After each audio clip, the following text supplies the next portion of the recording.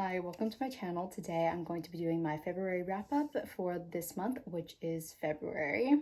I was originally going to do something for my birthday because my birthday is in February, but I found a tag and I just didn't really have any answers for the questions, so I'm doing this instead. I just wanted to talk about the theme that I stuck to. I tried to do all books that included a romance, and they ended up pretty much all being enemies to lovers romances. That was not intentional, but I'm not complaining. So the first book that I read was Our Violent Ends by Chloe Gong. This is the sequel to These Violent Delights, which is a Romeo and Juliet retelling set in 1920s Shanghai, where you have a blood feud between two rival gangs, the Scarlets and the White Flowers. And the two heirs to these gangs, Romeo and Juliet, they were secretly lovers and then they broke up because of the blood feud. They became enemies and then they become lovers again. And obviously, because this is a Romeo and Juliet retelling, someone's gotta die at the end, probably the main couple, so I was not looking forward to that, but I did enjoy this book more than These Violent Delights, which was kind of surprising because I loved These Violent Delights. It could kind of go either way. I really do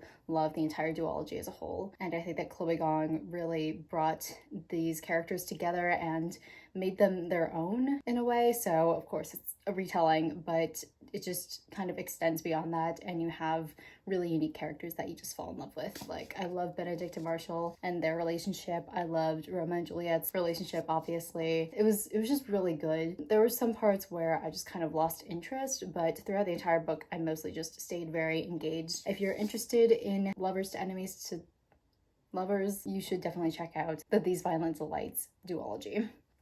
I'm talking way too fast. Oh, also there's a monster that releases a ton of like little bugs that dig into your scalp and your skin. They make you want to claw your throat out. So if that's something that you're interested in too, then you should give this book a read. Why did I forget the most like unique part of this book? That's Our Violent Ends. I love the cover. I think I just did this out of order. Whoops. Anyways, the next book that I read, or the first book before this one, the first book that I read in February was Dance of Thieves by Mary E. Pearson. I read this originally because I knew that it had enemies to lovers in it and it had forced proximity. I did a little bit of a reading vlog a couple of videos ago, so if you're interested in that, then I will try to link it down below. No guarantees. Dance of Thieves follows a thief named Kazi who has to travel across her country to go deal with the Ballinger Empire, this empire that is taking over land that they don't necessarily own, plowing through it, and they just don't have mercy. That's kind of their whole reputation. So she's trying to go and solve this as the Queen's Guard. And then she meets the heir of the Ballinger Empire, Jace, and love ensues. In my video where I read some of this book and I did not finish it because it was taking me way too long and I wasn't as engaged, I did say that I had some reviews that already kind of affected how I read this book, so maybe that's why I didn't enjoy it as much. The two problems I had were it just didn't feel like there were any stakes in the entire thing. Like, it didn't feel like there was any danger to be worried about throughout the entire book, even though there was. I just didn't feel scared for the characters. I knew they were going to be fine. And then I just didn't care for how quickly Kazi and Jace's relationship developed. Not insta-lovey, but it was just very immediate in how they had this chemistry and this banter. And it was probably because of the forced proximity, which is kind of inevitable, but at the same time too rushed, and I wasn't able to really click with them as a couple because they also hadn't been developed outside of them being together. Also, a quick side note that I put on my ramen post-it in this book, I said that Jace gives Ben from Disney Descendants energy. If you haven't watched Descendants, if that wasn't part of your childhood, then you might not understand what I'm talking about, but Ben essentially, you're just gonna have to watch Descendants. I know that it might be painful for some, especially Ever After High fans. I think you just need to watch it, and then you might understand what I mean if you read Dance of Thieves too. He was just not threatening. I think he tried to be a lot of the times, but I just didn't feel like he actually was trying to threaten Kazi. I didn't believe in the enemies part of it, the enemies to lovers. That's pretty much it. The rest of it, the world building was nice, the character development of Kazi and her friendship with her other three friends. I liked that part of it, but I just didn't care for the actual part that I was reading it for, or what kind of drew me to it. The enemies to lovers, where I can't enunciate that enough. I just wished it had more in it. I do think a lot of people would like this book though, and I've seen plenty of positive reviews about it, so I'm just one of few who dislikes this book. At least I give it a go, and I will be donating this. And finally, the last book-ish that I read was When Night Breaks by Janella Angeles.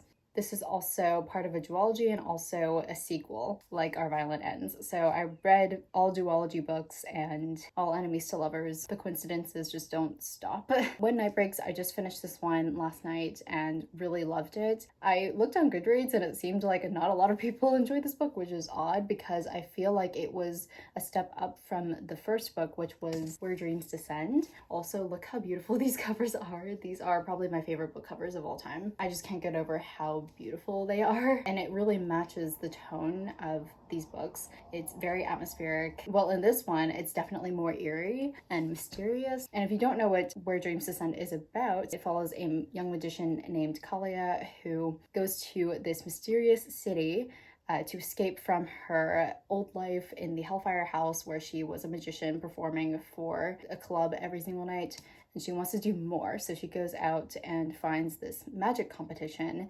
where she is looked down upon because she is a female magician, and usually those don't exist, but she is there and she competes and she does really well. And then she falls in love with Darren DeMarco, who is this kind of like magician with an infamous past. They're really one of my favorite couples. I just like them together.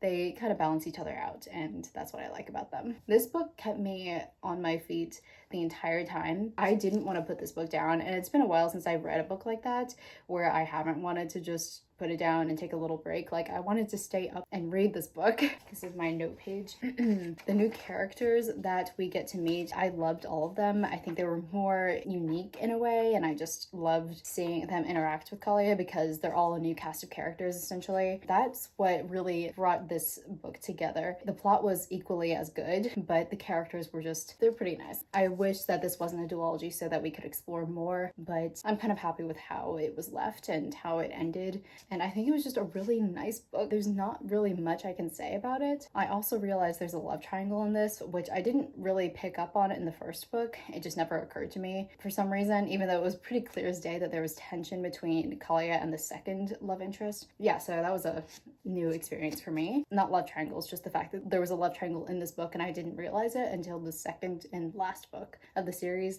I was able to kind of predict certain things that happened in this book, but that didn't take away my experience in reading it. It just made me feel proud of myself sometimes. And sorry, I keep pushing my glasses up. They are sweating. I'm sweating.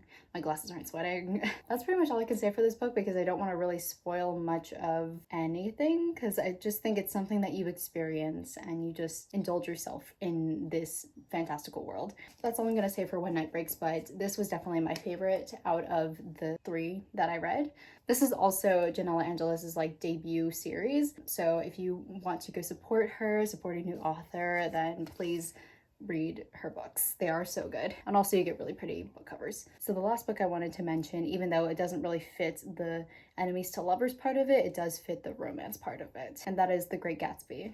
I had to read this for school, of course. It's classic literature. I usually don't gravitate towards classic literature because I associate it with school, but I did like The Great Gatsby. It's definitely one of the better ones that I've read for school. It's about this mysterious guy, Leonardo DiCaprio, who obtains a huge amount of wealth only to impress this girl that he left 5 years ago named Daisy, and this is basically just him trying to rekindle their relationship by being rich. And it's narrated by Tobey Maguire. Obviously, I'm talking about the movie, but that's how I like to envision it. So if you're interested in a 1920s set book that's classic literature and that's it, then you should read The Great Gatsby. I'm sure everyone's heard of it by now. Those are the books that I read for February of 2022. I certainly really liked the books that I ended up reading, like even Dance of Thieves and even The Great Gatsby. I think they were both okay, and I think they would be good for other people. I guess I wasn't the target audience for them. That's all I have to say. I have this necklace and it has love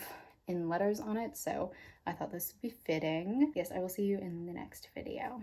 Bye.